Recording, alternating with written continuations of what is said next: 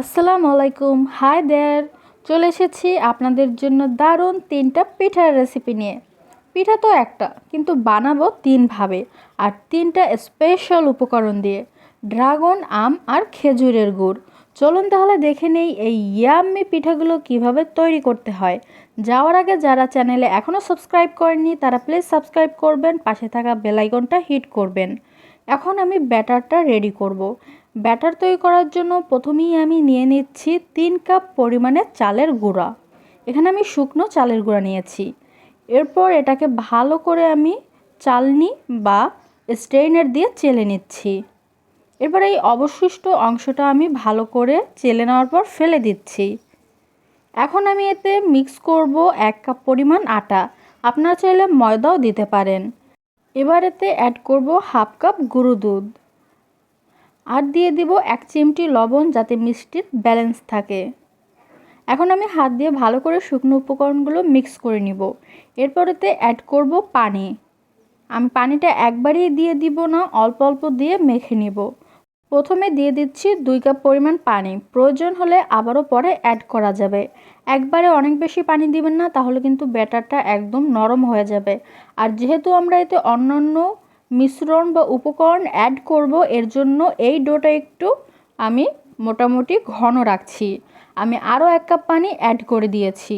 এই ডোটা অনেক বেশি পাতলা করা যাবে না, কারণ এর সাথে আমরা আরও 3টা জিনিস কিন্তু অ্যাড করব। আর তখন আমি ডোটা আলাদা করে নিব। প্রথম ধাপের ডো রেডি। এখন আমি 1 ঘন্টার মতন রেস্টে রাখবো। চলুন এবার আমরা নারকেলের পুর রেডি করি। ভিউয়ার্স, এখানে আমি কোরানো নারকেল নিয়েছি 1 কাপ পরিমাণ। এবার এতে 2 চিমটি এলাচের গুঁড়া দিয়ে দিলাম। এখন এতে অ্যাড করব খেজুরের গুড়। তবে গুড় আমি 1/3 কাপ পরিমাণ নিয়েছি। পুরোটা একবারে না দিয়ে অল্প অল্প দিয়ে ভালো করে আমি নারকেলের সাথে মিশিয়ে নিব। এই পুর রেডি করতে টাইম লাগবে 5 মিনিটের মতন, আর মিডিয়াম আছে এটাকে কুক করে নিতে হবে। সো আমি এখন গুড় নারকেলের সাথে মিশিয়ে দিচ্ছি। আমি আপনাদেরকে 2 ধরনের ক্ষীর বা পুর রেডি করে দেখাবো। এটা হলো নারকেলের, আর সেকেন্ড আমি তৈরি করব ক্ষীর। ক্ষীরসা কীভাবে খুব ইজিলি আপনারা তৈরি করতে পারেন সেই রেসিপি কিন্তু এই ভিডিওর মধ্যে থাকছে। সো আমি যতটুকু গুড় বাকি ছিল সবটুকুই দিয়ে দিয়েছি। নারকেল থেকে হালকা একটু পানি বের হয়েছে, কারণ নারকেলটা ফ্রিজে ছিল। পানিটা একদমই শুকিয়ে যাওয়ার পর আর এটা আঠালো ভাব ধরে যাওয়ার পর আমি চুলাটা অফ করে দেব। ততক্ষণ পর্যন্ত কন্টিনিউয়াসলি নাড়তে থাকতে হবে, তা নাহলে কিন্তু পুড়ে যাওয়ার সম্ভাবনা থাকবে। সো এর জন্য আমি কন্টিনিউয়াসলি নেড়ে এটাকে তৈরি করে নিয়েছি। এখন চুলাটা বন্ধ করে দিচ্ছি। এবার আমি ক্ষীরসা তৈরি করার জন্য 3 টেবিল চামচ চালের গুঁড়া নিয়েছি। এবার এতে 3 টেবিল চামচ পানি দিয়ে আমি চালের গুঁড়াটা গুলে নিব। আমি আগে থেকেই গরুর দুধ জাল দিয়ে ঘন করে নিয়েছিলাম, সেখান থেকে 2 কাপ পরিমাণ দুধ আমি নিয়ে নিচ্ছি। এবার এর মধ্যে দেব 2টা এলাচ, আর এলাচ দুটো অবশ্যই বেছে ফেলে দিবেন ক্ষীরটা তৈরি হওয়ার পর। এখন এতে একটা দারচিনি দিয়ে দিলাম। দারচিনি এলাচ দুইটাই কিন্তু ক্ষীর তৈরি হওয়ার পর বেছে ফেলে দিতে হবে। এখন এটা ফুটে আসা পর্যন্ত অপেক্ষা করব, আর এটা মিডিয়াম আঁচে জাল দিয়ে নিচ্ছি। ভিউয়ার্স, এটা আস্তে আস্তে ফুটে উঠছে। এখন এতে আমি আমার স্বাদ মতো 1/3 কাপ পরিমাণ চিনি দিয়ে দিচ্ছি। আপনারাও নিজেদের স্বাদ অনুযায়ী চিনিটা অ্যাড করবেন। এখন আমি এতে অ্যাড করব যে চালের গুঁড়োর মিশ্রণটা আমি রেডি করেছিলাম সেটা ভালো করে এভাবে ঢেলে দেওয়ার আগে একটু গুলে নেবেন, তারপর দুধের মধ্যে ঢেলে দিবেন। আর ঢালার পর অবশ্যই কন্টিনিউয়াসলি কিন্তু এটাকে নাড়তে থাকতে হবে, তা না হলে কিন্তু চালের গুঁড়োটা নিচে লেগে যাবে। তো অবশ্যই এটা ঘন হয়ে যাওয়া পর্যন্ত এভাবে নাড়তে থাকবেন। ভিউয়ার্স, দেখুন এটা ফুটে উঠেছে আর ঘন হয়ে এসেছে। এই পর্যায়ে এতে আমি 1 কাপ পরিমাণে আগে থেকেই ঘরে তৈরি করা খোয়া ক্ষীর অ্যাড করে দিলাম। খোয়া ক্ষীরের রেসিপি যদি আপনারা দেখতে চান অবশ্যই তাহলে কমেন্ট করতে হবে। আমি খুব শীঘ্রই তাহলে খোয়া ক্ষীরের রেসিপি আপনাদের সাথে শেয়ার করব। আপনারা চাইলে এই পর্যায়ে চুলাটা একটু অফ করে নিতে পারেন। তারপর খোয়া ক্ষীরটা ভালো করে মিশ্রণটার সাথে মিশিয়ে আবারও চুলাটা জাল দিয়ে 2 মিনিটের মতন এটাকে একটু জাল দিয়ে নেবেন। যখন দেখবেন এটা ভালোভাবে ঘন হয়ে এসেছে, বুঝতে হবে এটা তৈরি হয়ে গেছে। আর অনেক বেশি টানাবেন না, কারণ ঠান্ডা হওয়ার পর কিন্তু এটা আরেকটু জমে যাবে। সো ভিউয়ার্স, আমার ক্ষীরটা রেডি। এর থেকে বেশি আমি ঘন করব না। জাস্ট 1 চিমটি আমি একটু লবণ দিয়ে দিলাম সব শেষে। জাস্ট 30 সেকেন্ড পরে আমি চুলাটা বন্ধ করে দিব আর পুরো ক্ষীর আমি মিডিয়াম আঁচে রান্না করে নিয়েছি। এখন চুলা বন্ধ করে দিচ্ছি আর এটা ঠান্ডা করে নিব। চলুন এবার দেখে নেওয়া যাক মিশ্রণ কী অবস্থায় আছে। দেখুন এটা ভেজানোর পর কিন্তু আরও একটু ঘন হয়ে এসেছে আর একটু ফুলে উঠেছে। এখন আমি 1 কাপ পরিমাণ করে আলাদা করে নিব। আমি 3টা বাটিতে 3টা মিশ্রণ তৈরি করব। প্রথমেই আমি 1 কাপ পরিমাণ নিয়ে নিলাম আমের পাল্প মেশানোর জন্য। এখানে আমি 1.25 কাপ আমের পিউরি বা আমের পাল্প নিয়েছি। এখন ভালো করে এটা আমি ব্যাটারের সাথে মিশিয়ে নিচ্ছি। এতে এক্সট্রা আর কোনো পানি দেওয়ার প্রয়োজন নেই, কারণ এটা অলরেডি ভালো একটা টেক্সচার বা কনসিস্টেন্সি নিয়ে আসবে আমের পাল্পটা, তাই বেশি পানি দিলে কিন্তু এটা পাতলা হয়ে যাবে। এখন আমি 1/3 কাপ পরিমাণ চিনি অ্যাড করেছি আমার স্বাদ মতো। আপনারা নিজেদের স্বাদ অনুযায়ী চিনিটা অ্যাড করে নেবেন। এখন ভালো করে এটা আমি হুইস্ক দিয়ে মিশিয়ে নিচ্ছি। দেখুন আমি আপনাদেরকে কনসিস্টেন্সিটা দেখিয়ে দিব। এর থেকে বেশি কিন্তু পাতলা করা যাবে না, আবার অনেক বেশি ঘনও রাখা যাবে না। এমন একটা কনসিস্টেন্সিতে চলে আসলে এটাকে রেখে দিতে হবে। এবার একটু কালার আনার জন্য আমি জাস্ট 2 থেকে 3 ফোঁটা ইয়েলো ফুড কালার অ্যাড করে নিলাম। তবে এটা আপনারা চাইলে স্কিপ করতে পারেন, দেখতে একটু বেশি ভালো লাগবে, একদম আমের একটা কালার চলে আসবে। আর যদি আপনারা না চান তাহলে দিবেন না, নর্মালভাবে যে কালারটা আসে সেটাও আপনারা বানিয়ে নিতে পারেন। সো এটা এখন সাইডে রেখে দিচ্ছি।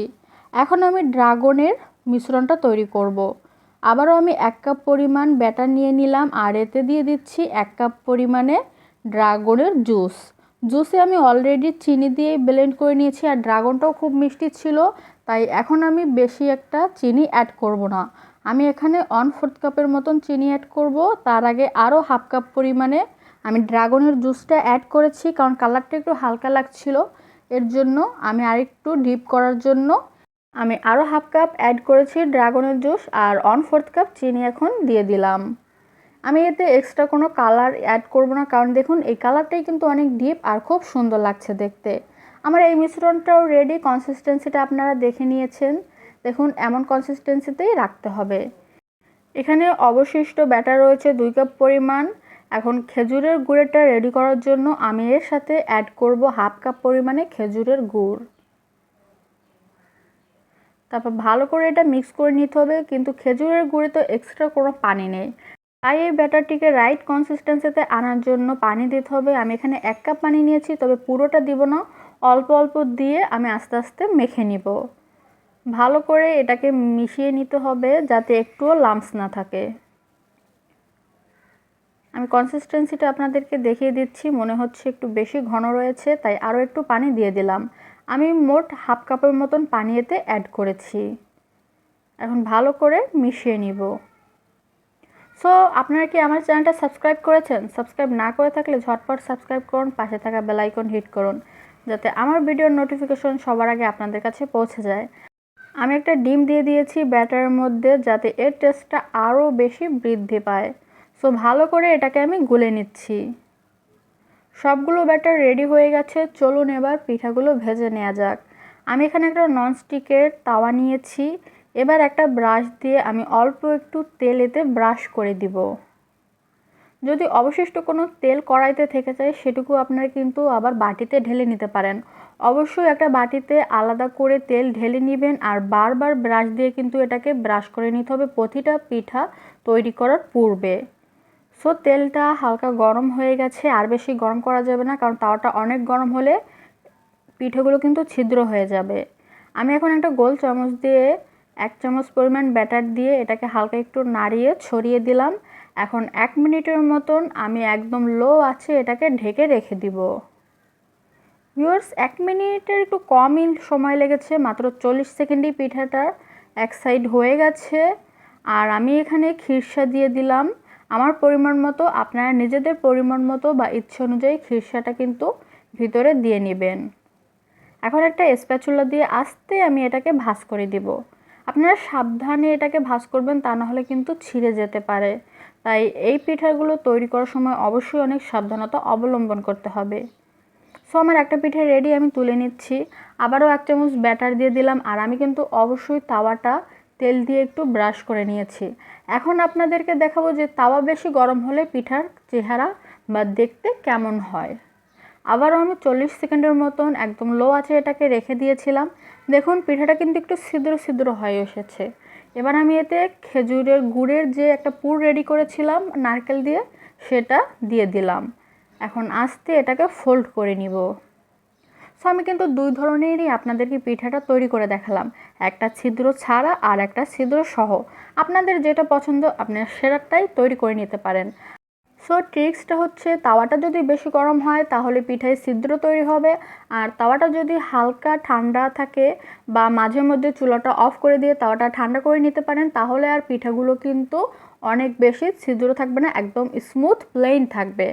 এখন আপনাদেরকে ড্রাগনের একটা তৈরি করে দেখাচ্ছি, মানে ড্রাগন ফ্রুটসের।